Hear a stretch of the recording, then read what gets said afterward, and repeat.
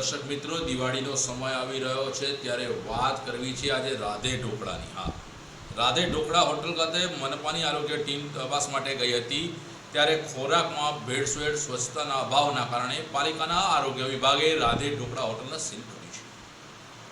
જે પ્રમાણે માહિતી મળી રહી છે તે પ્રમાણે મનપાના આરોગ્ય વિભાગના મેડિકલ ઓફિસર અને હેલ્થ સહિતની ટીમે રાધે ઢોકળા ખાતે જરૂરી તપાસ હાથ ધરતા જાહેર આરોગ્યને નુકસાન કરતી ગંભીર ક્ષતિઓ જોવા મળી હતી, જેમાં સ્વચ્છતાનો સદંતર અભાવ અને ખોરાકમાં ભેળસેળ અને ગંદકી પણ જોવા મળી હતી. મહાનગરપાલિકાની ટીમ દ્વારા રાધે ઢોકળા ખાતે હાઇજીન અને સ્વચ્છતાની બાબતે તપાસ કરતા બિલકુલ હાઇજીન ન હોય અને લોકોના આરોગ્યને જોખમરૂપ બને તે માટે તાત્કાલિક અસરથી આ હોટલ કાયદાની જોગવાઈને આધીન જીપીએમસીની કલમ 376 અંતર્ગત સીલ કરવામાં આવી છે.